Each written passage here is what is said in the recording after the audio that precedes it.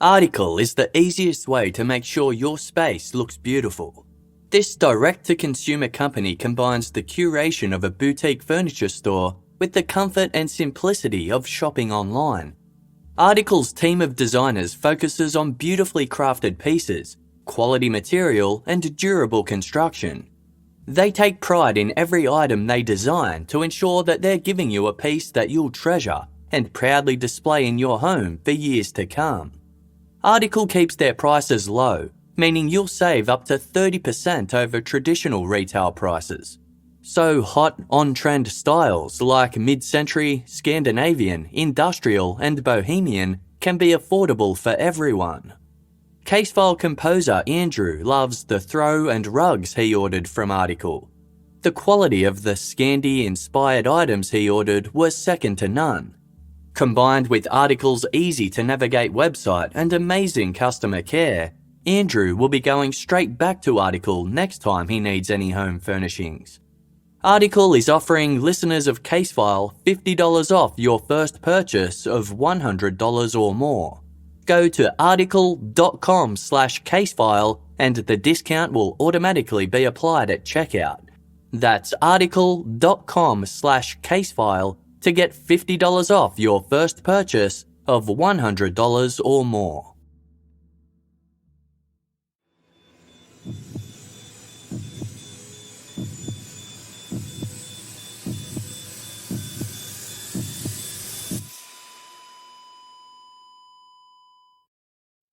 Our episodes deal with serious and often distressing incidents. If you feel at any time you need support, please contact your local crisis centre. For suggested phone numbers for confidential support, please see the show notes for this episode on your app or on our website.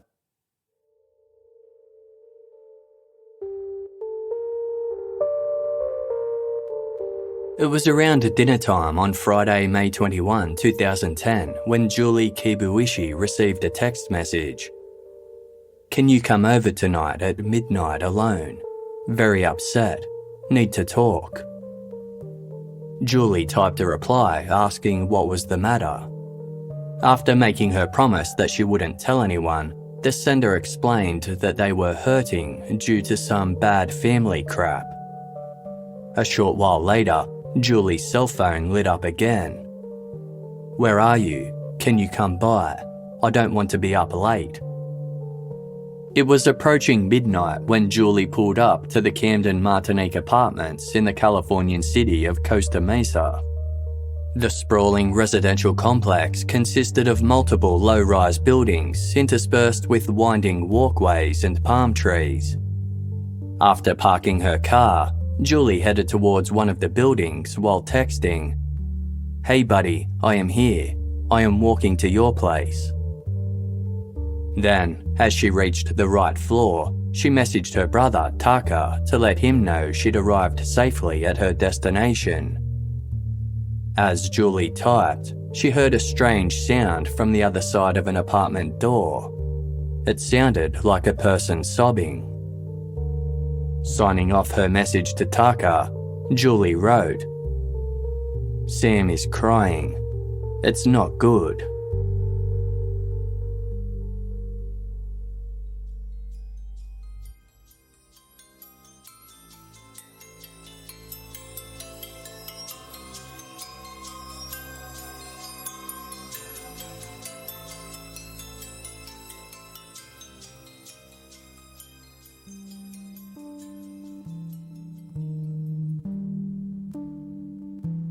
Hours earlier, 23-year-old Julie Kibuishi had been out with her brother Taka and his fiancée in Long Beach, not far from where she lived in Irvine, Orange County. The trio were dining at a Thai restaurant near Taka's home. It was a special occasion. Taka and his fiancée had a very important request to make of Julie. Julie was born on Valentine's Day in 1987, and others jokingly said that this was the reason she was a hopeless romantic. So, when Julie was asked to be a bridesmaid at her brother's upcoming wedding, she was overcome with joy. After she happily accepted the offer, Taka handed his sister a tiara. It was both a gift and the finishing touch for her bridesmaid outfit. Julie put it on at once. After dinner, the trio headed back to Taka's home to continue chatting. Julie wasn't planning on staying long though. During dinner, her red Samsung cell phone had lit up with text messages from a close friend named Sam Herr. The two had met at Orange Coast Community College, where they both took anthropology. Julie had tutored Sam in the subject, helping him achieve an A in that class. According to Sam's texts, he was having a rough night. After some back and forth, Julie told Sam she would leave her brother's house to visit him right away. She respected Sam's request to come alone, and after a short drive, Julie arrived at the Camden Martinique apartments in Costa Mesa where Sam lived. The following morning, Junko Kibuishi stood at the door to her daughter Julie's bedroom. The bed inside had not been slept in, and there was no sign of Julie anywhere else in the house. It wasn't like Julie to disappear without telling her parents where she would be. Family had always been of the utmost importance to her. Born into a close-knit Japanese-American household, Julie was the third of 4 children and had 2 older brothers. When Julie's mother, Junko, was pregnant with her, she was told that her third child would be a boy as well. Julie was therefore an unexpected, though happy surprise to her parents. They named her Juri, but as their first daughter grew older, she was more commonly known to her friends by the Americanized version of her name, Julie. Now unable to find Julie anywhere, Junko followed up with her friends, but none could shed any light on where she might be. When texts and calls to Julie's cell phone continued to go unanswered, Junko was certain something was wrong and contacted the police. At the same time that Julie's family were worrying about her, a couple who lived in the Orange County neighborhood of Anaheim Hills were wondering where their son might be. Steve and Raquel Herr had been expecting a visit from their only child, Samuel, better known as Sam. He spent many weekends with his parents, who were only a 30-minute drive away from his Costa Mesa apartment. Raquel had spoken with Sam over the phone around lunchtime the previous day, and he hadn't given any indication that he intended to change his plans. The couple tried calling Sam periodically throughout the day, but his cell phone was switched off. This seemed odd. They had never known Sam to turn off his phone. By late evening, Steve Herr was standing at the front door to his son's apartment.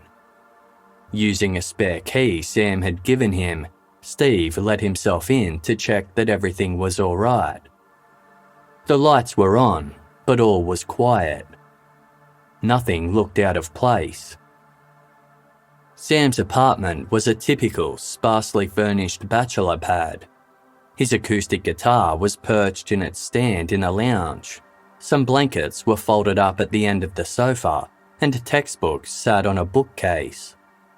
Everything was neat and tidy. In the kitchen, some washed dishes had been left on a drying rack, and mail sat stacked on a countertop.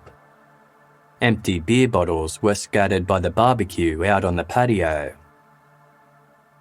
Despite the seemingly normal scene in front of him, Steve felt strange, as though someone else were in the apartment with him. He called out his son's name. Sammy. Then, as Steve looked into Sam's bedroom, he was met with a horrifying sight. Alongside Sam's messy and unmade bed was a young woman. She was kneeling, her torso sprawled over the mattress and her lower legs resting on the floor. Her jeans had been cut at the waistband and down through the seat before being ripped down around her knees. A message had been scribbled in black marker across the back of a grey top she was still wearing. It read, quote, "All yours. Fuck you." The back of her head was bloody, as were the sheets beneath her.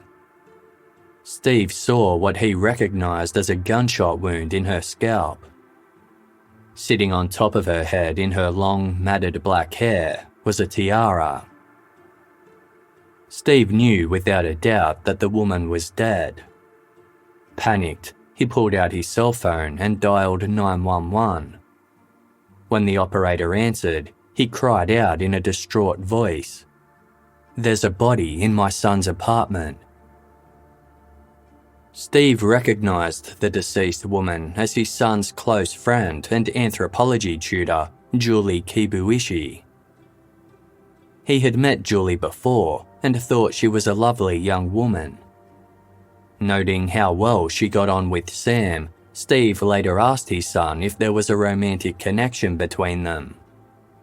Sam had dismissed the notion, telling his father that Julie was more like a sister to him. But it looked as though some sort of sexual activity had taken place in Sam's room. When police arrived on the scene, they made the same observation. The way Julie's body was posed and the aggressive removal of her pants indicated that she had been sexually assaulted, then brutally executed. An autopsy later revealed Julie had been shot twice in the head. The message that had been scrawled on her back, "All yours, fuck you," seemed pointed, as though directed at a particular person. Investigators suspected a love triangle. Most likely, Sam had been competing for Julie's affections with another individual. Upon searching Sam's room, they found what appeared to be a sex manual, as well as a soldier's handbook. The latter made sense. Prior to enrolling at college when he was 26 years old, Sam Herr had served in the United States Army's 173rd Airborne Brigade combat team. He had been sent to Afghanistan and spent much of his time there fighting on the border with Pakistan, in a particularly dangerous region that was constantly under fire. When he returned to the US, Sam exhibited symptoms of post-traumatic stress disorder, suffering from regular nightmares where he was trapped in a foxhole while insurgents bore down on him. Eager to move on with his life, he enrolled in college so he could obtain a degree. In addition to the books, investigators recovered a clean knife with a wide, partially serrated blade. Julie's handbag was found in the kitchen with her driver's license and cell phone inside. An examination of Julie's phone revealed how Sam had repeatedly reached out to her the previous night. In a series of text messages, he'd begged her to come over to his place, while also insisting that she come alone and to tell no one. Investigators noted how Sam had reassured Julie that his desire to see her wasn't sexual, writing in one message, "Please, no sex." Sam's cell phone, wallet and passport were nowhere to be found. His car, a white Pontiac, was also missing. Investigators ran a background check on Sam Herr to find out who exactly they were dealing with, as well as learning that Sam was an army veteran with extensive combat experience. They made another, more disturbing discovery. 8 years earlier, in 2002, Sam Herr had been charged with murder.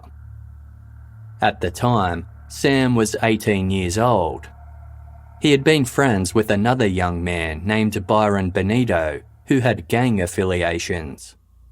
Authorities said that after some gang members suspected Byron of shooting one of their friends, Sam Herr helped them by luring Byron to a secluded industrial estate. According to police, after Sam and Byron arrived there, a group of assailants attacked Byron, stabbing and beating him to death. For his role in the plot, Sam Herr was charged with murder and spent almost a year in custody before going to trial in 2004. The prosecution argued that while Sam hadn't physically hurt Byron, he had taken him to the site of his death with full knowledge of what would unfold. Unconvinced that these actions proved Sam guilty of murder, a jury ultimately acquitted him.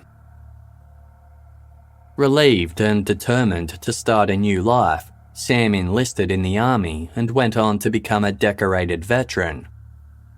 Despite his full exoneration, Sam's history was notable to the detectives investigating him for the murder of Julie Kibuishi almost a decade later. Similarities between the two crimes were clear. Byron and Julie were close friends of Sam, and both had met a violent end after Sam lured them to a predetermined destination. At this point, locating Sam became a matter of public safety. Physically fit and strongly built, Sam was more than capable of defending himself if necessary. Then there was his military combat experience, as well as the likelihood that he was armed with a gun. Investigators had to move quickly. They interviewed everyone who knew Sam, including a number of neighbours who lived in the Camden Martinique apartments. Due to most of the residents being college students around the same age, the apartments had a thriving social scene, and many of the people who lived there were friendly with one another. One man who lived a couple of floors below Sam said he'd seen him the afternoon before Julie was murdered. Sam had helped him move some heavy items. Then he'd left Camden Martinique with a man Sam's neighbour had never seen before. The man was white and wore a black baseball cap. The neighbour's fiancée confirmed this sighting, adding that the man didn't live at the apartments and she had never seen him before. Meanwhile, Sam Herr's father, Steve, was struggling with the sudden disappearance of his son. Determined to track him down, he began carrying out his own private investigation. Sam had previously provided his father with all of his online banking details and passwords in case of an emergency. On Monday, May 24, when Sam had been missing for 2 days, Steve logged into his son's bank account. Almost right away, Steve noticed that there had been lots of activity. Over the past few days, Sam had repeatedly withdrawn funds from an ATM in Long Beach. Each time, he opted to take out $400, the maximum amount his bank permitted him to withdraw in a day. Overall, these increments had added up to almost $2,000. Steve then drove to Long Beach in the hopes of catching Sam in the act. He staked out the city's ATMs, but didn't see his son. Then he drove around the area's streets and roads, keeping a lookout for Sam's white Pontiac. There was no sign of it. Suddenly, a notification came through on Steve's phone from Sam's bank. Sam's bank card had just been used to order some pizzas from a Long Beach pizza parlour named Echoes. Steve rushed to the restaurant. It sat along a busy 6-lane thoroughfare, with tables and umbrellas set out along the pavement for outdoor dining. Steve parked in front of Echoes and alternated between watching its glass door entrance and keeping an eye out for Sam's car. He waited for an hour. Although other patrons came and went, his son never appeared. The case detectives had also gained access to Sam's banking records and were also keeping a watch on account activity. Like Steve, they had noted the repeated withdrawals being made from Long Beach. There had been 4 separate withdrawals from 2 different Chase Bank ATMs. The machines had cameras fitted inside, and investigators were able to obtain the surveillance footage from both. Upon examining the footage recorded at the exact times Sam's card had been used, detectives were perplexed. Standing before the machine was a teenage boy. He was white and looked very young, dressed in a hoodie and a black baseball cap. Was this the individual in the black hat that Sam's neighbours had seen him with on the day of Julie's murder? The detectives didn't recognise him, and nor did Sam's parents when they were shown a photo. Investigators contacted Echo's Pizza Parlour, where Sam's card had been used to make a purchase, and asked for the delivery address provided for that particular order. Once they had it, a full SWAT team descended on the property and a helicopter was dispatched for an aerial view. If Sam Herr was hiding inside, the investigators didn't want to take any chances. The last thing they needed was a hostage situation on their hands. Judging from the noises emanating from the house, a party was in full swing. When the occupants were ordered to open up, the teenage boy who had been caught on the ATM's camera opened the front door. His name was Wesley, and he was 17 years old. He lived there with his mother, who was a drama teacher. Wesley was ordered out of the house, along with his friends whom he'd invited over to play video games, and instructed to get down on the ground. As he lay on the front lawn, officers filed inside to conduct a thorough search, determined that they would flush out Sam Herr from wherever he was hiding. After examining each room, it was clear Sam Herr wasn't in the house, but his debit card was. When confronted with Sam's debit card, Wesley denied having used it or even knowing anything about it. "Are you sure about that?" one of the officers asked. "This card's tied to a homicide." Wesley's demeanour immediately changed. He looked visibly scared as he repeated the words, "A homicide." It didn't take long for him to spill what he knew. Wesley didn't know Sam Herr. He had been withdrawing the money on behalf of someone else.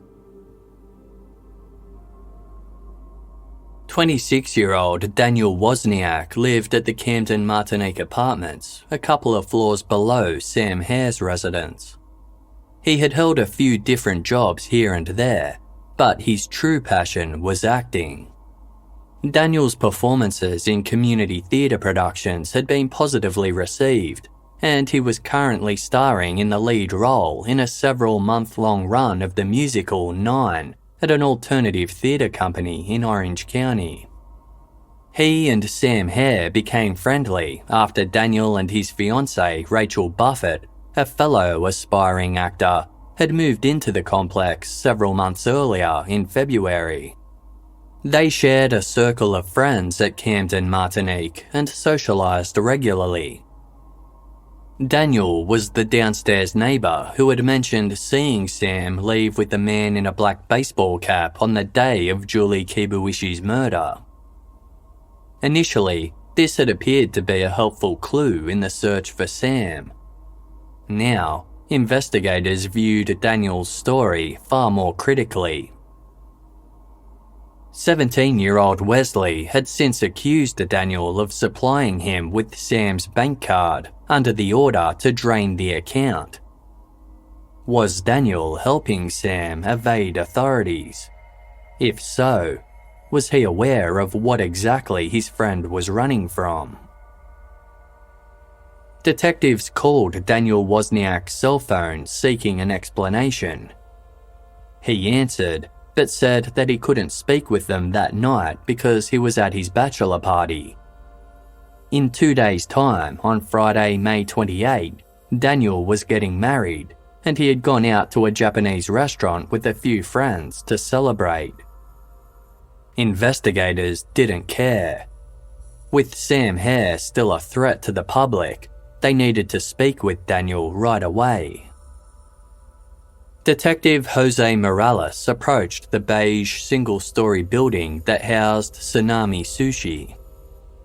Located on the Pacific Coast Highway in Huntington Beach, the restaurant often hosted parties, with its teppanyaki grill a popular attraction. Detective Morales entered the establishment alone. In his plain clothes, he wouldn't attract much attention. The detective walked through the front door and strolled around the bar area, scanning the room for Daniel Wozniak. He couldn't see him. Then, towards the back of the restaurant in a private banquet room, he spotted him. Daniel was dressed in khaki pants and a Hawaiian shirt, laughing as he drank sake with his friends. Detective Morales radioed for backup, and more officers soon arrived at the scene. They waited until Daniel had paid for the meal, then entered through the restaurant's rear door and filed into the banquet room. When Daniel looked up and saw them, all of the blood drained from his face. The detectives flashed their badges and patted Daniel down before snapping a pair of handcuffs around his wrists. Then, he was escorted out of his own bachelor party and into a waiting police car. Once Daniel was seated in an interrogation room at Costa Mesa police station, he seemed more relaxed than he'd looked at the restaurant.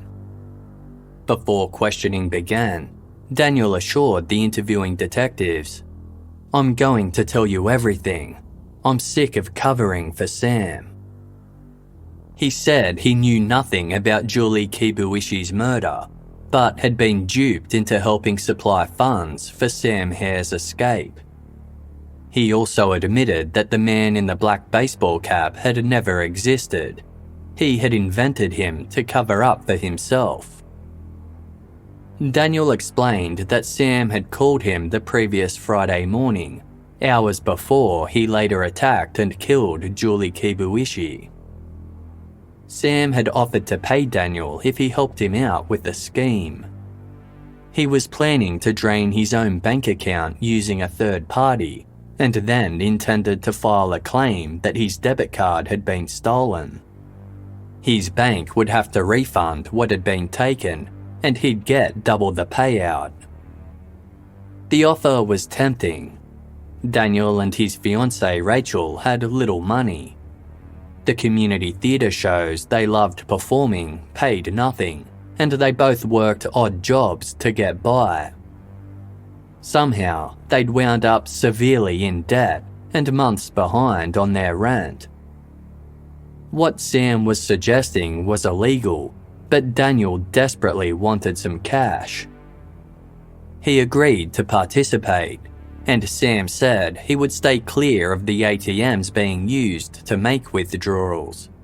That way, no one could say they had seen him there, and his face wouldn't be captured by the machine's cameras.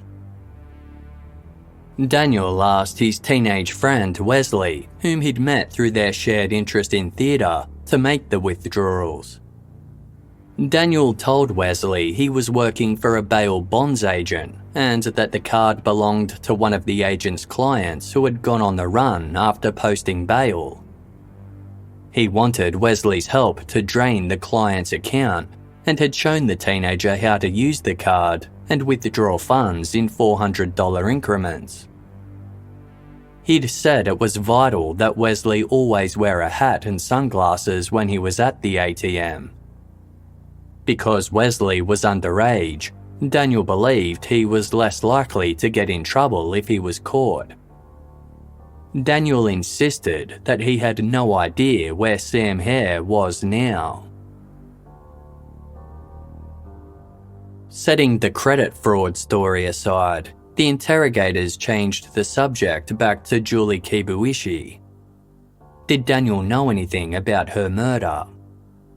After initially saying he didn't, Daniel admitted that he did.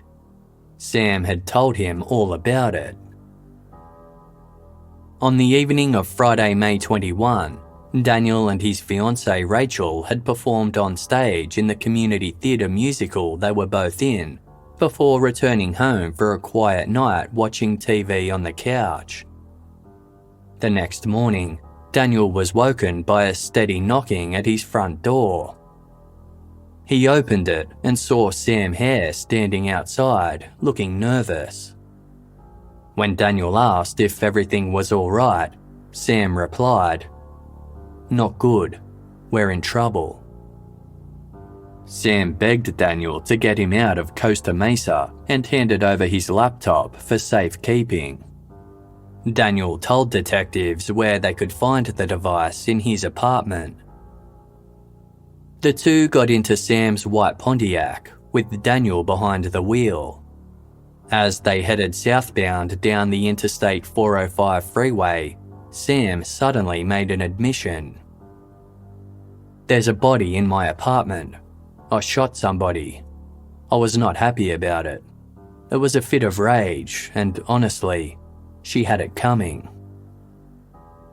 "She?" Daniel asked. Sam told him the victim was his good friend Julie Kibuishi. He had gotten drunk and high on ecstasy the night before and started scrolling through photos of Julie on social media. Becoming upset as he looked at the images, he started texting Julie, asking her to come over. When she arrived at his apartment, he propositioned her and she refused, so he shot and killed her. Daniel was shocked. He knew Julie from their social circle at Camden Martinique. She often joined the gatherings there as a friend of Sam's, and now Sam had made him a partial accessory to her murder by asking for his help. Daniel pulled off the highway and began to shout, "What the fuck? What have you gotten me into? What are you doing?" Sam ordered Daniel not to tell anyone and threatened, "I know where you live. You rat me out, I'm going to fucking kill you. And better yet, I'm going to start with your wife." The two struck a deal. Sam would give Daniel the entire contents of one of his bank accounts, a sum that totaled $16,000, if Daniel would help him conceal his crime and escape. Daniel adamantly denied that he helped Sam in any other way aside from getting him cash and driving him out of town. When asked where exactly he had taken Sam, Daniel said he had dropped him off at the Los Altos shopping centre in Long Beach. Sam took off somewhere unknown, while Daniel drove Sam's car to a quiet street nearby and abandoned it. Investigators informed Daniel Wozniak that they needed one more thing from him, a DNA test, just so they could eliminate him as a suspect.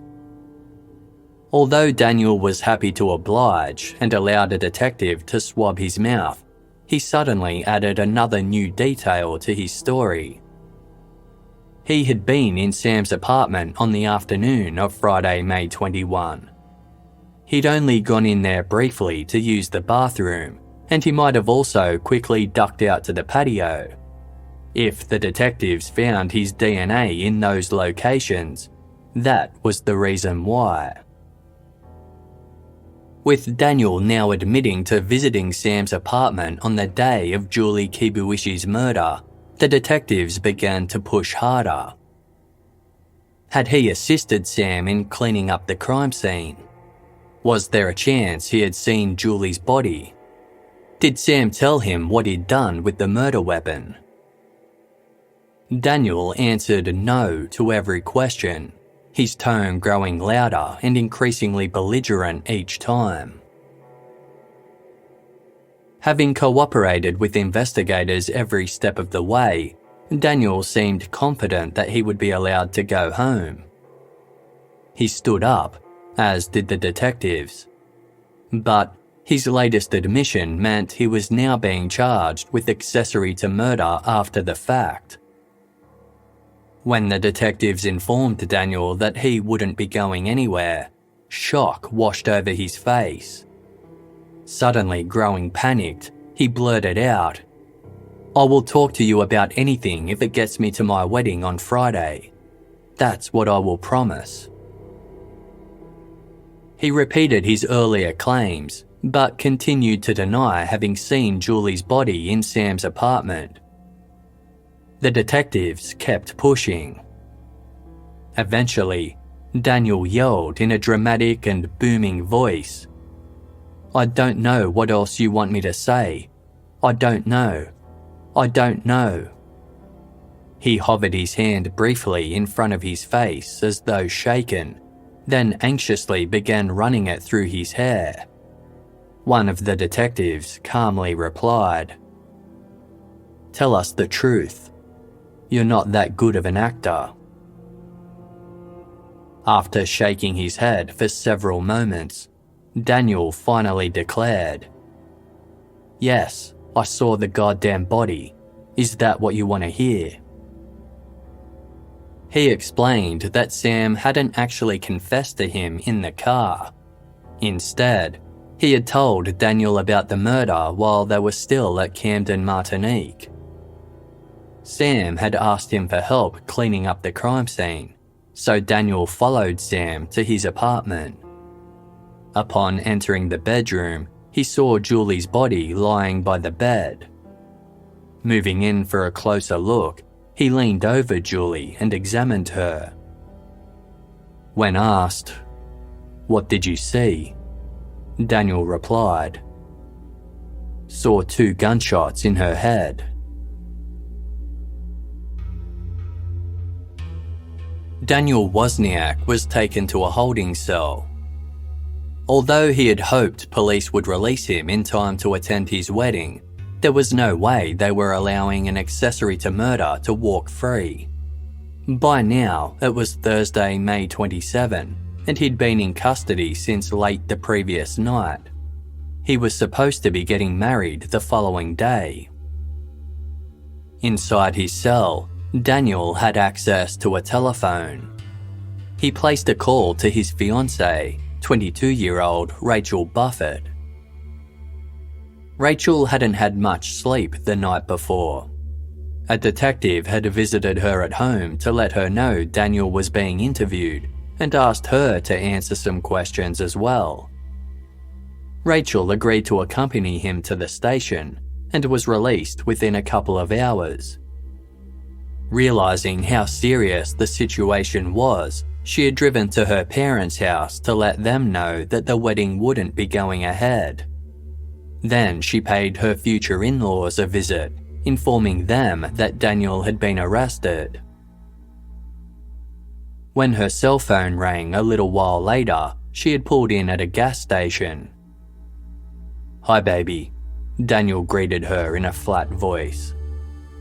When Rachel demanded to know what he had done, Daniel explained how he had helped Sam cover some stuff up.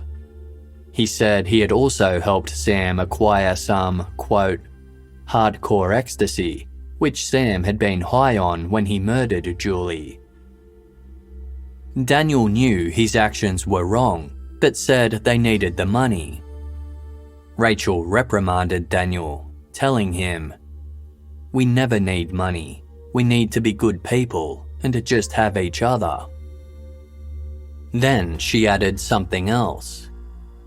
Rachel mentioned how she had spoken to Daniel's older brother, Tim Wozniak, that morning.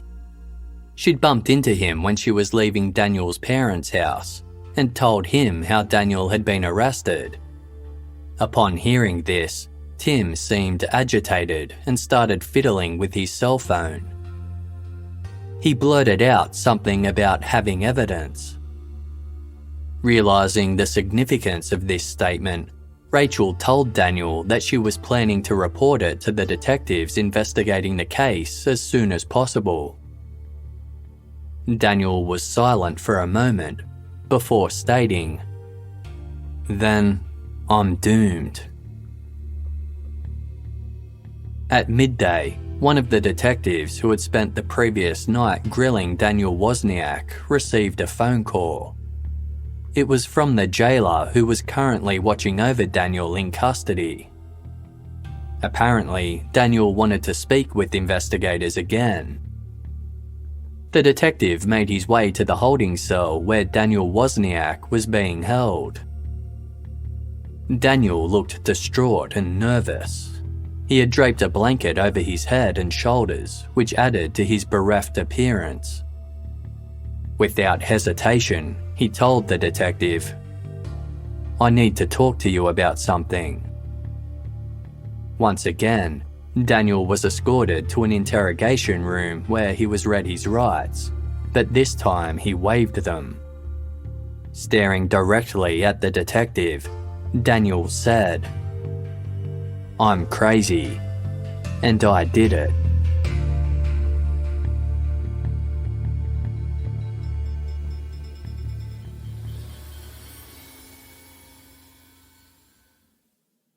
Casefile will be back shortly. Thank you for supporting us by listening to this episode's sponsors. Harsh winter or windy weather can wreak havoc on our hair. Don't let inclement weather leave your locks dry and brittle. The leave-in conditioner from Way is your hydration hero. It conditions, detangles, and leaves hair smooth, shiny, and manageable. For protection from heat and dryness, the way to healthier hair is Way's best-selling leave-in conditioner. Say goodbye to frizz, tangles, flyaways, and breakage. Way is suitable for all hair types, including coloured, and protects hair from heat up to 450 degrees. Casefile member Bridget is our team's newest Way convert. Months of styling her hair with numerous products to then have it endure days outside in the cold winter months left her hair feeling dry and prone to breakages. The leave-in conditioner worked wonders, leaving her hair hydrated and fresh. An added bonus, scented with bergamot, violet, and white musk, it smells amazing. Bridget's mum has started using Way as well and can't stop raving about it. Discover a new way of life with cruelty, sulfate, and paraben-free hair care, body, and fragrance products from Way. Go to theouai.com and use code CASEFILE to get 15% off your entire purchase. That's 15% off your entire order at theouai.com, code CASEFILE. Life can get tough at times, and sometimes you just need someone in your corner to cheer you on and to lift you up. This podcast is sponsored by BetterHelp, who are here for you. BetterHelp is not a crisis line and it's not self-help. It's professional counselling done securely online, and it's available for anyone worldwide. Get access to a broad array of expertise that might not be locally available. The Casefile team have been using BetterHelp for a while now. They have been so helpful, and the counsellor matched to the team has been a perfect match. They really understand the stresses of everyday life and are full of helpful ideas. It's great to know that you can send a message to your counsellor at any time and you'll get one back that's timely and thoughtful. Plus, it's cheaper than traditional therapy, and financial aid is available. BetterHelp wants you to start living a happier life today. Visit betterhelp.com/casefile. That's better, HELP, and join the over 2 million people who have taken charge of their mental health with the help of an experienced professional. In fact, so many people have been using BetterHelp that they are recruiting additional counsellors in all 50 states. As a special offer for Casefile listeners, get 10% off your first month at betterhelp.com/casefile. You know what's not fun? Feeling locked into a grueling exercise routine and a restrictive diet. You know what is fun? Eating healthy, doing exercise that you enjoy, living your life, and reaching your weight loss goals at the same time. It's what Casefile team member Jess has been doing for months now with the help of Noom. Noom understands that one size does not fit all. Choose your goals and Noom will personalise a weight loss plan for you. Using a cognitive behavioural approach, Noom helps you unlearn bad habits and better understand your relationship with food. Jess fell off the bandwagon a little this week. While staying up late working on an episode, she spotted some of her daughter's excess Halloween candy lying in a bag next to her desk. It wasn't there for long. But that's okay. Noom doesn't make you feel guilty for eating chocolate. They want you to occasionally enjoy the things you love and give you the tools to get back to eating better the next day. And because she was able to get straight back to it, there was no change on the scales, and her daughter was none the wiser. Start building better habits for healthier long-term results. Sign up for your trial at noom.com/casefile. That's NOOM.com/casefile to sign up for your trial today. According to Forbes, hotels, nail salons, family-owned businesses, and more are set to go on an epic hiring spree in the coming months to meet the pent-up demand for all of these services. I've been getting back to the gym after months in lockdown, and I'm loving it. I feel it's only a matter of time before I'll be seeing my fave bands at concert venues again too. All of these businesses reopening means that millions of jobs will need to be filled. So where do these businesses turn to fill these roles fast? ZipRecruiter. And right now you can try it for free at ziprecruiter.com/casefile. When you post a job on ZipRecruiter, they send your job to over 100 job sites, giving you access to their network of millions of job seekers. ZipRecruiter's matching technology scans resumes to find qualified candidates for your open roles and proactively presents them to you. In fact, ZipRecruiter's technology is so effective that 4 out of 5 employers who post on ZipRecruiter get a quality candidate within the first day. And right now, you can try ZipRecruiter for free at this exclusive web address, ziprecruiter.com/casefile. That's ziprecruiter.com/CASEFILE. Just go to ziprecruiter.com/casefile. ZipRecruiter, the smartest way to hire. Thank you for listening to this episode's ads. By supporting our sponsors, you support Casefile.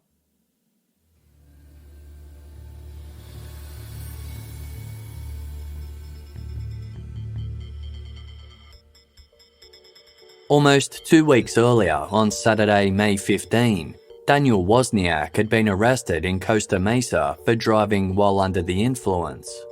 He was booked at Orange County Jail, where he placed some phone calls to friends, trying to source funds so he could be released on bail.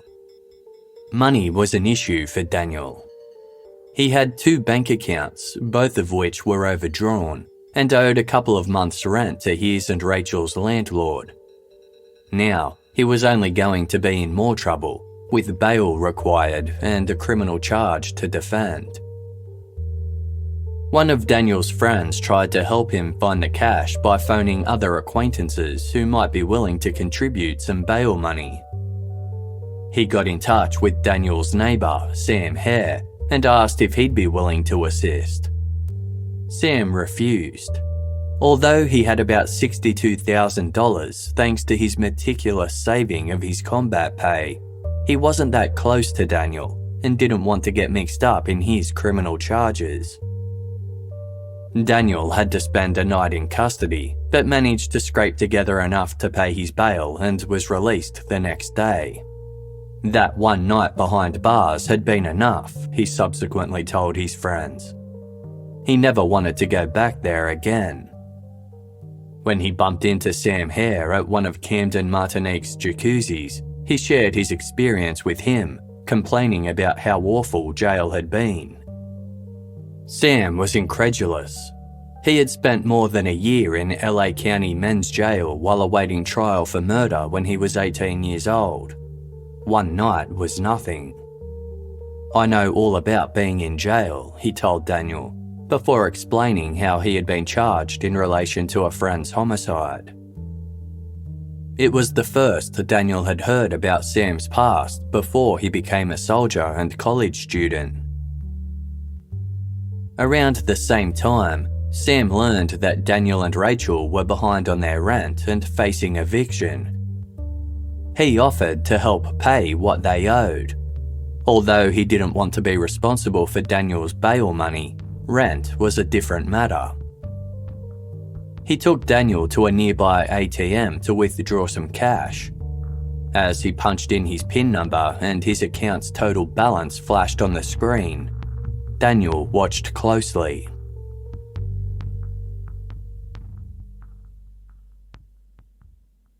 The Southern California city of Los Alamitos is home to the Joint Forces Training Base, a military facility that has featured in Hollywood films over the years. Its proximity to the center of American filmmaking has made a convenient backdrop for military-themed movies. In 1942, the base opened the Liberty Theatre, where shows were staged and films were screened for servicemen and women. Daniel Wozniak was well acquainted with the Liberty Theatre. It was close to his family's home in Long Beach, and he had performed on its stage multiple times. He struck the theatre owners as a charismatic and cheerful person who loved to tell jokes and be the centre of attention. It was at the Liberty where Daniel struck up a rapport with younger cast member Wesley and became something of a mentor to the teenager. On the morning of Friday, May 21, 2010, Daniel asked his neighbour Sam Herr to help him with something. He needed a hand moving some items that were stored at the Liberty Theatre. Sam was all too happy to assist. When his mother called him at 12:25 p.m. that day, he mentioned how he was in the middle of helping someone out and would call her back soon. He never did. Daniel and Sam drove to the theatre in Sam's car. Once there, they headed backstage and towards a ladder that led upstairs to a small attic where the theatre's lights were. The two men climbed the ladder, and Daniel directed Sam towards a piece of furniture, stating, "I need you to help me move this." Sam began to lift the item. As Sam knelt with his back to him, Daniel pulled out a .38 caliber semi-automatic pistol that he had previously stolen from his parents' house. Daniel aimed the gun at Sam and pulled the trigger, shooting Sam in the back of the head. Sam fell to the floor, shocked and confused. Looking up at Daniel, he said, "I need help. Something hit me. It felt like an electric shock." Daniel pulled the trigger again, but the pistol jammed. He ejected the stuck round, reloaded the weapon, and, with Sam still staring at him, he shot him once more in the temple. After killing Sam, Daniel grabbed his victim's belongings, including his keys, bank cards, and cell phone. Then he went back home, leaving Sam's body in the attic of the Liberty Theatre. That evening, he headed to a different theatre where he was the lead in a production of the musical 9. His fiancée Rachel co-starred alongside him.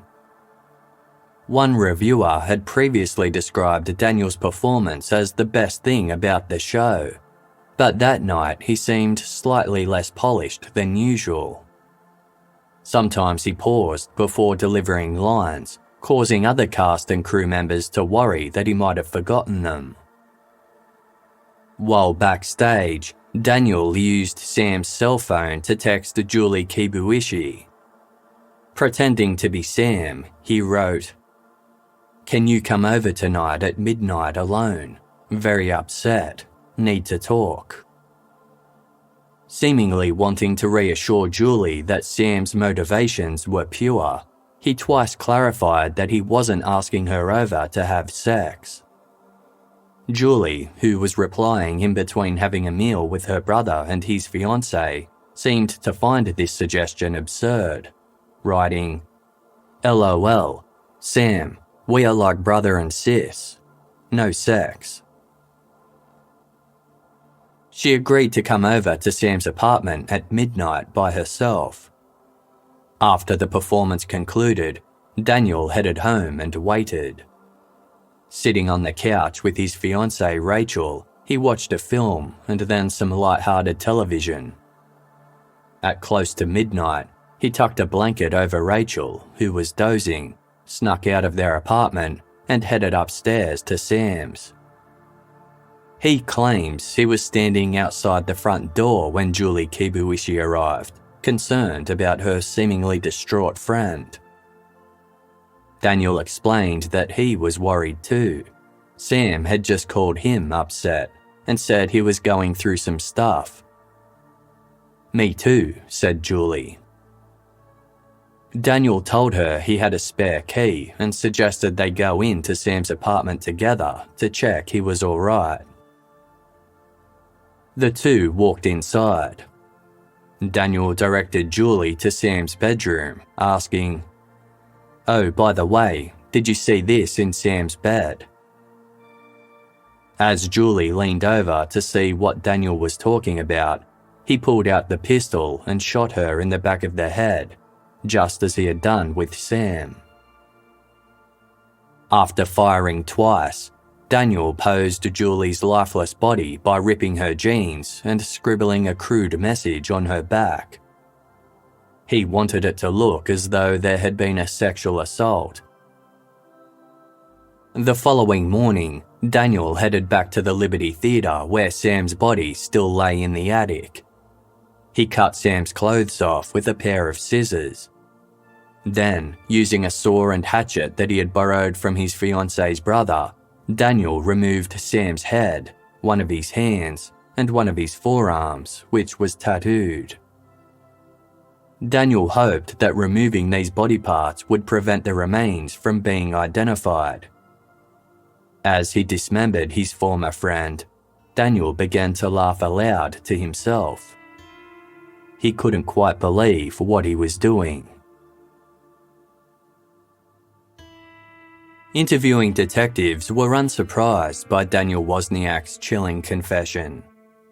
They had long suspected his involvement in Julie's murder went far beyond what he'd originally claimed, and they weren't the only ones. Steve Herr, Sam's father, had started to wonder about Daniel when he began looking into his son's disappearance on his own. Another friend of Sam's had given Steve Daniel's contact details so he could ask whether he had seen his son. Steve noticed that Daniel's phone number had a Long Beach area code, the same neighborhood where withdrawals were being made from Sam's bank account. When Steve checked the numbers of Sam's other friends, he realized that Daniel was the only one with the connection to Long Beach. Daniel had further provoked Steve's suspicions during a conversation they had over the phone. When Steve asked if Daniel knew of anything that had been troubling Sam, Daniel replied that he'd mentioned having some girl problems as well as some family issues.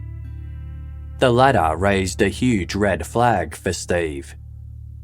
He and his wife Raquel were extremely close to their only child, and Sam had no family problems to speak of. Steve shared his suspicions with investigators, who'd also noticed some strange details surrounding Julie's murder and Sam's disappearance.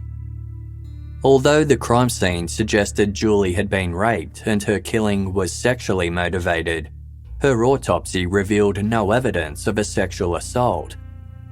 Moreover, there was nothing to suggest that Sam had ever harbored romantic feelings for Julie, or that the two were anything other than close friends. Once the withdrawals from Sam's bank account were definitively linked to Daniel Wozniak, it looked as though Steve Herr's instincts had been correct. Throughout their lengthy questioning of Daniel in the early stages of their investigation, detectives were struck by the way his story kept changing. Their growing suspicions were cemented during a pivotal moment in the interrogation when Daniel described seeing Julie's murdered body in Sam's apartment.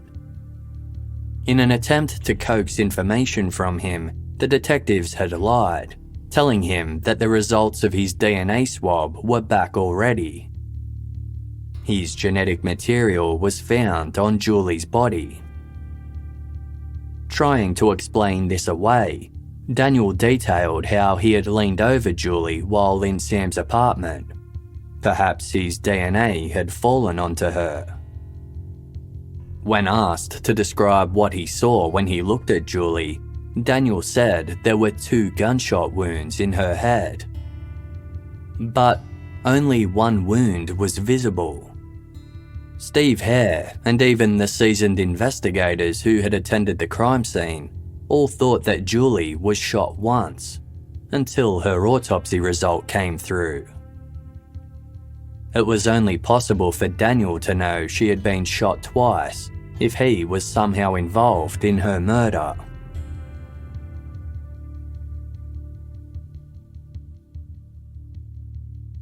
Daniel had only killed Julie to cover up his true target, Sam. His hope was that Sam would be blamed for Julie's murder. To Daniel's thinking, Sam's previous criminal charge would make him a plausible suspect in another violent attack. Hopefully, investigators would assume he raped and killed Julie, then escaped to live on the run. Daniel had known his fate was sealed when his fiancée Rachel told him she intended to tell the police about evidence his brother had. After killing Julie and Sam, Daniel had given his brother Tim a box, telling him firmly not to open it. Inside was a backpack containing money Daniel had stolen from Sam's apartment, the pistol used to kill both victims, shell casings, Sam's passport and bloody clothing, and the tools Daniel had used to cut up his body. Supposedly, Tim had looked inside the box despite Daniel's strict instructions, and subsequently called Daniel to ask about the items. Daniel knew that if the police learned about that evidence, then he was doomed. When investigators asked Daniel what his motivation for the grisly double homicide had been, he replied, "Money and insanity." Then he gave a strange, high-pitched laugh. Daniel knew that Sam had a significant amount of money and he wanted to get his hands on it. He explained that he was a pathological liar who couldn't bear to tell his fiancée Rachel that he was broke and they were about to be evicted. He had also wanted to give her the honeymoon of her dreams. Rachel's parents were paying for the wedding, but Daniel wanted to take her on a cruise afterwards. Sure enough, when investigators checked Daniel's computer, they found internet searches for resorts in Mexico. He had also Googled how to hide a body and quick ways to kill people. Detectives found Sam Herr's body in the attic of the Liberty Theatre. As Daniel Wozniak had described, he was missing his head and portions of both arms, but he was identifiable by a large tattoo on his chest that Daniel had apparently missed. It depicted a large love heart surrounded by roses, with the words Mum and Dad inked across the centre. After Daniel dismembered Sam Herr's body, he had placed his head, arm and hand in plastic bags. Then he stashed those bags in a backpack belonging to Sam. Daniel told investigators that on Saturday, May 22, while Sam and Julie's families were trying to locate them, he had driven to the El Dorado Nature Center, a 105-acre park in Long Beach.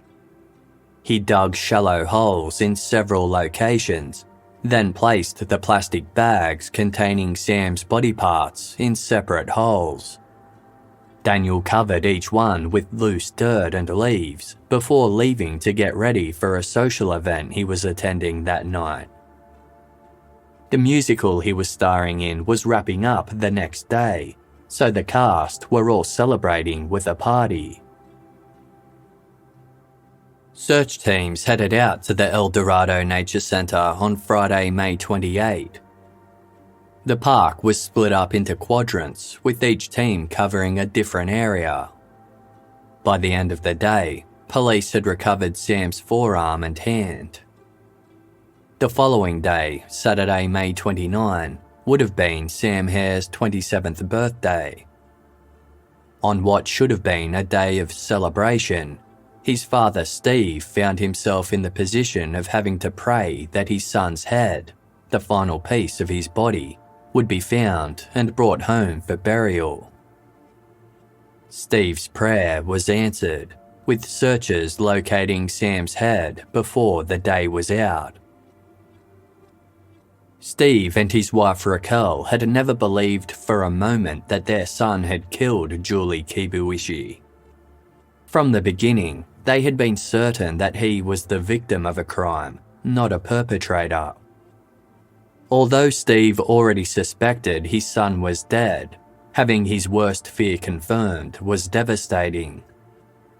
He later told Keith Elliott Greenberg, author of the book Killing for You, that he was haunted by Daniel Wozniak's motivation for killing his son and Julie. Quote, "I cannot believe that somebody would do something like this to a young man and a young woman just for a few $1,000s. My boy is gone, and I'm thinking, what a waste, what a waste. He saved all his money so he could buy a house, go to college, and get married, and this guy takes it all away." Julie Kibuishi's family found themselves reliving the last night of her life over and over, thinking of how things might have been different. Julie's brother, Taka, wished he'd poured her more alcohol during dinner, so she would have gotten drunk and had to stay over at his place. Her mother, Junko, had given Julie advice about avoiding traffic while heading out to Long Beach, not realizing that she was in danger of anything else that night. Friday, May 28, 2010 was supposed to be the day of Daniel Wozniak's wedding. Sam Herr had been an intended guest, with detectives finding an invitation typed in elegant font amongst the mail in his apartment. Instead, Daniel was charged with 2 counts of first-degree murder for killing Sam and Julie. He attempted to take his own life shortly after confessing to the crimes and was taken to hospital, where he made a recovery. Police recovered the evidence that Daniel had given to his brother Tim for safekeeping, and Tim was charged with being an accessory to murder after the fact. Despite Daniel Wozniak's confession, he intended to plead not guilty. It was expected that he wouldn't face trial for at least a couple of years while the prosecution put their case together, but the process ended up taking more than 5 years. The prosecution team had decided the crimes warranted a death sentence, which contributed to further delays as the defense sought to have that option removed from the table. The prosecution ultimately prevailed.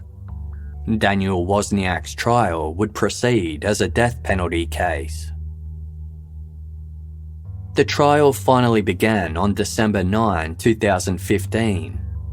The prosecution informed the jury how Sam Herr and Julie Kibuishi had been brutally killed due to Daniel Wozniak's desire for financial gain. They relied heavily on video recordings of Daniel's confession and also called upon several witnesses.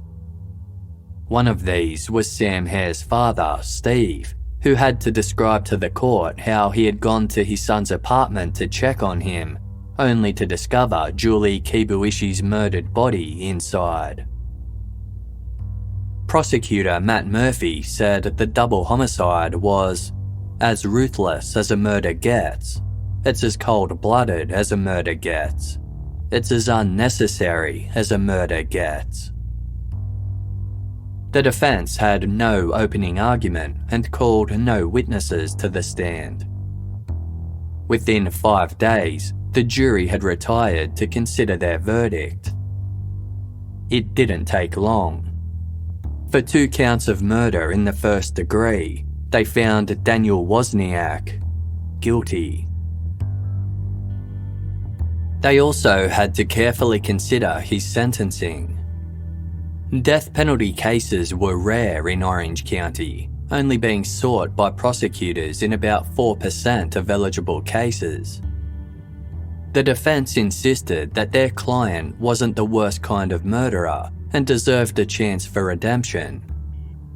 But the prosecution argued that if ever a killer deserved the death penalty, Daniel Wozniak did, because he had treated his victims, quote, like trash.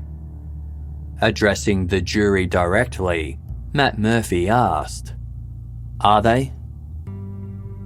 Sam and Julie's parents also spoke in favour of a death sentence and shared deeply personal memories of their children with the court. After deliberating on the matter for more than an hour, the jury came to a unanimous decision. Daniel Wozniak would be sentenced to death. The Herrs and the Kibuishis were given an opportunity to address him directly. When it came time for Junko Kibuishi to speak, she asked her daughter's killer a question that had haunted her ever since she had learned that Julie had been used as a prop in Daniel Wozniak's scheme. Quote, "You took her precious life and then you disgraced her. Why? What did she do to you? How could you do anything like that to my baby?" Reading his victim impact statement aloud, Steve Herr said, "You, Dan, are a coward and a poster boy for the need for an effective death penalty in California. My only regret is that this state won't let me kill this coward myself."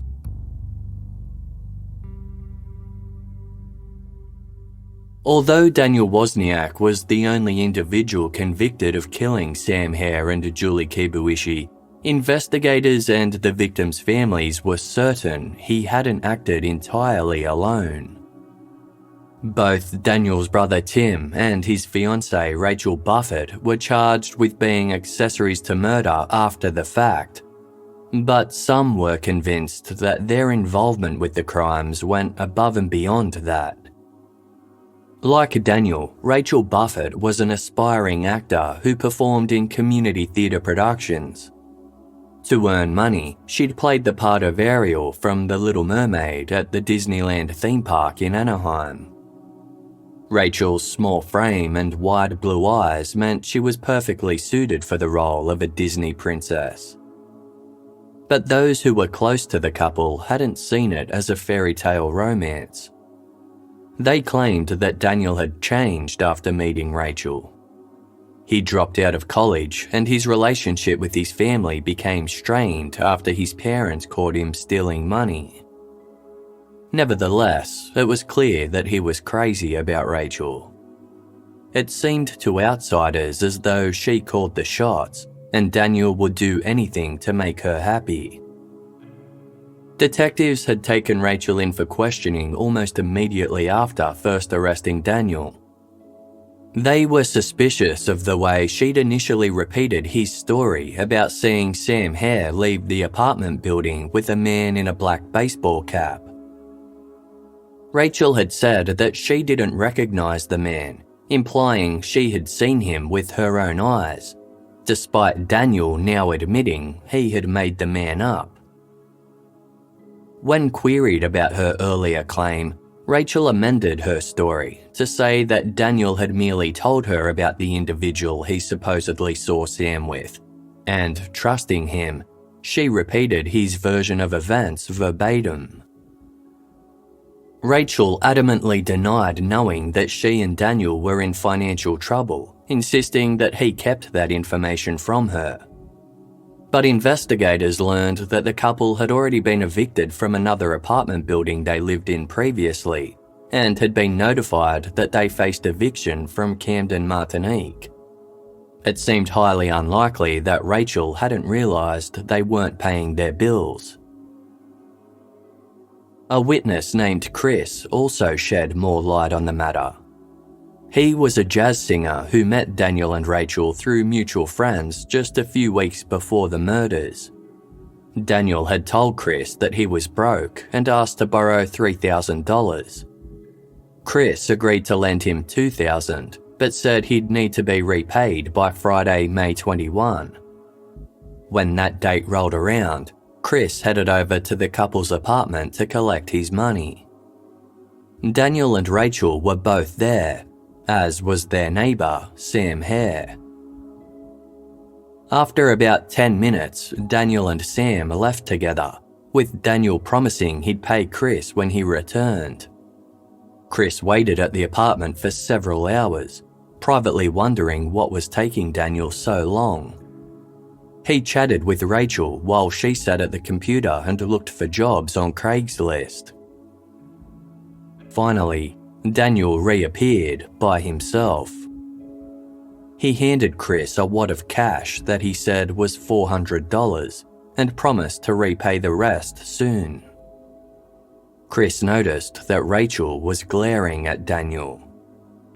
Eager to escape the apparent tension brewing between the couple, Chris left quickly after pocketing his money. Chris's story placed Sam Herr in the couple's apartment mere hours before his murder and indicated Daniel had wasted no time in helping himself to Sam's money. It also suggested some hostility between Daniel and Rachel. Rachel had told the police about Daniel leaving with Sam that afternoon too, but in her version, he had only been gone for a brief window of time. She had never mentioned Chris at all. At around midnight that night, Daniel claimed his next victim, Julie Kibuishi. Rachel told police she had been asleep when Daniel snuck out to meet Julie. But records of her online activity revealed something curious. About an hour before the second murder, Rachel had sent a Facebook message to none other than Julie Kibuishi. The message was a reply to a friendly message Julie had sent earlier that day, offering congratulations for Rachel's impending nuptials. At around 11:10 p.m, Rachel replied, promising that the two of them would catch up after her wedding. Quote, "We'll hang out when everything settles, in the summer sun." Police suspected that the plot against Julie had only been concocted after Sam's murder. Daniel had been using Sam's phone after killing him and sent a message to Julie in the afternoon, before his later messages begging her to come over. In the earlier text, he wrote that he was helping his neighbour Dan. Perhaps this slip-up linking Daniel to Sam had led to Julie becoming the target for Daniel's cover-up. Police suspected that Rachel had been in on the plan. Perhaps her Facebook message to Julie was a kind of alibi to profess her ignorance. Friends and acquaintances of the couple had noticed both of them behaving strangely in the immediate aftermath of the two murders. As detailed in the book Killing for You, one of their co-stars in the production of 9 said Rachel seemed sad and distant on the night of Friday, May 21. In one scene that required her to act upset, Rachel actually cried on stage and continued crying afterwards as well. She had never wept during that scene before. At the following night's show, Rachel's co-star asked her how she was. Rachel allegedly replied, My friend is missing. I think she's missing. I think she's dead. I think my friend did it. This conversation took place almost 5 hours before Julie Kibuishi's body was found by Steve Herr. When Daniel Wozniak called Rachel from custody less than a week later, their entire conversation was recorded. Rachel made it clear throughout the call that she was aware of this. When she informed Daniel that she was notifying a detective that his brother Tim was in possession of evidence, she made a point of stating, "I need to call him and let him know before they catch me on this recording device, because it looks like I'm not trying to tell them right away." Daniel tried to convince her to stay quiet, to which Rachel retorted, "You realise they're recording this phone conversation anyways. You're being an absolute arse to try and lie again." In a dejected voice, Daniel said, "Now I'm really dead." "Baby, you're already dead," Rachel replied. Although detectives believed Rachel could be a co-conspirator and not just an accessory, they didn't have enough evidence to back up their theory. They also suspected that Tim Wozniak knew more than he was letting on. When Sam Herr's father, Steve, saw a photo of Tim in the news, he suddenly remembered something that had happened while he was trying to find his son. Steve had gone to the Long Beach pizza parlor where Sam's card had been used and waited outside for any sign of Sam or his vehicle. He never saw either, but he did notice an agitated-looking man inside the restaurant, pacing back and forth while on his cell phone. Upon seeing the photo of Tim Wozniak, Steve realised he had been that man.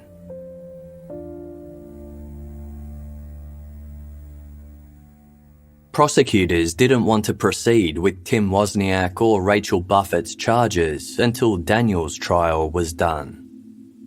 In February 2013, while court proceedings were still ongoing, Rachel accepted an invitation to appear on the television talk show Dr. Phil. She said that she was doing so to clear her name, but some believed she was trying to boost her profile with a view to furthering her acting career. Throughout the interview, Rachel insisted she had known nothing about the crimes until her fiancé was arrested.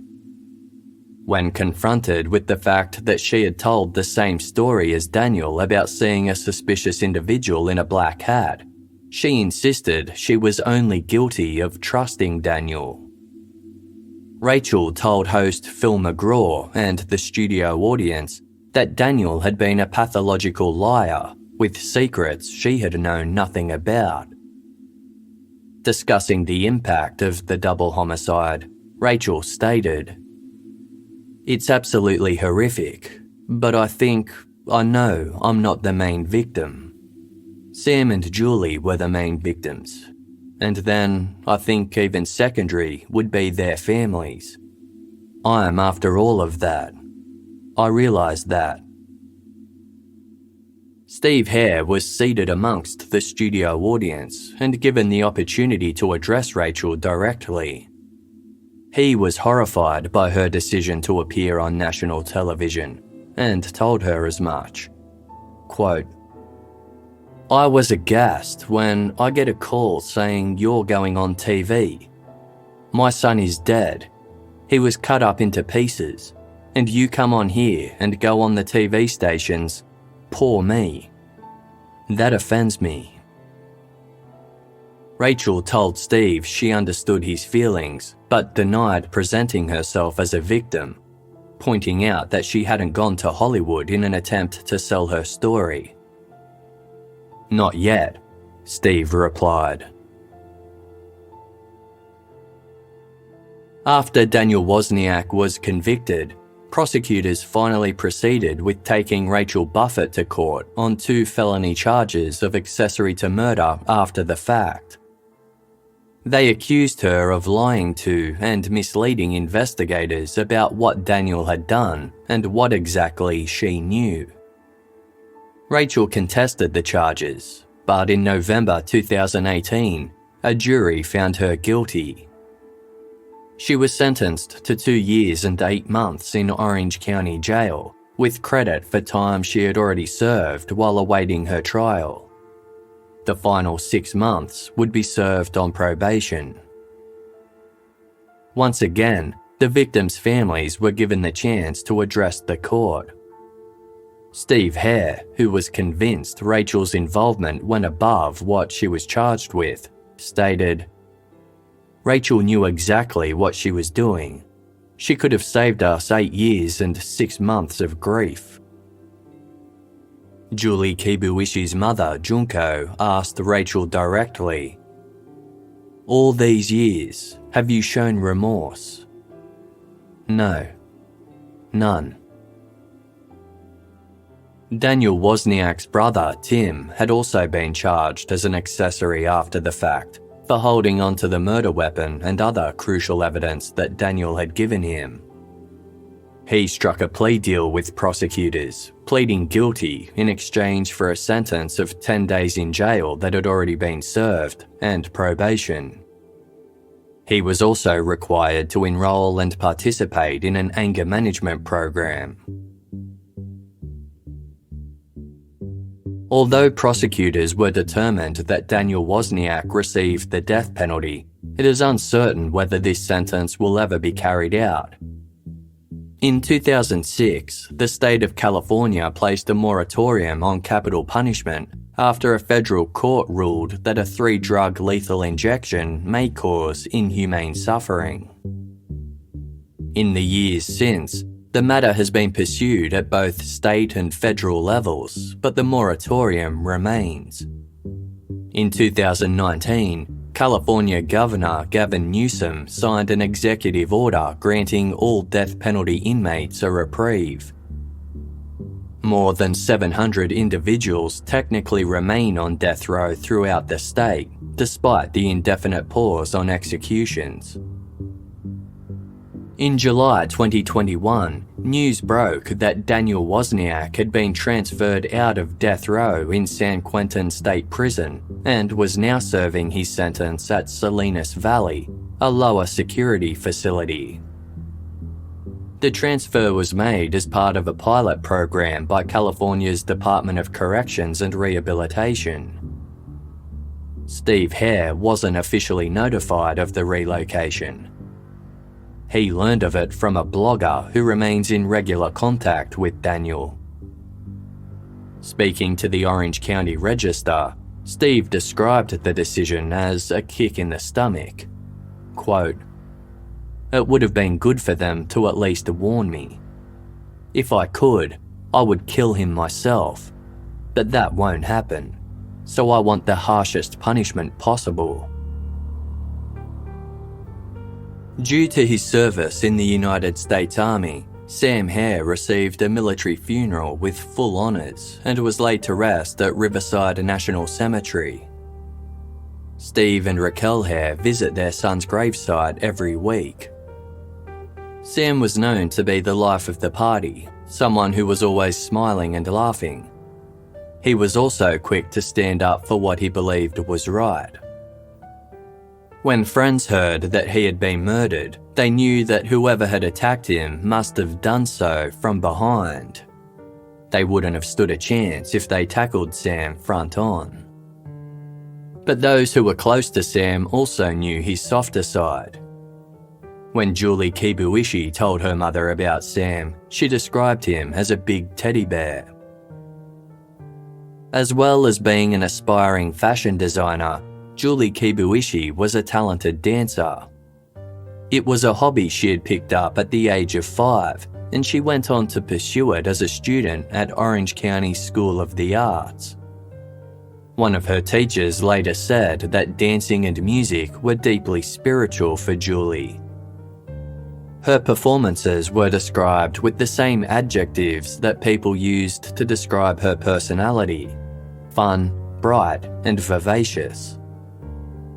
Julie's remains were taken to Japan by her grieving family, in accordance with the Japanese tradition that unmarried children be reunited with their ancestors upon passing.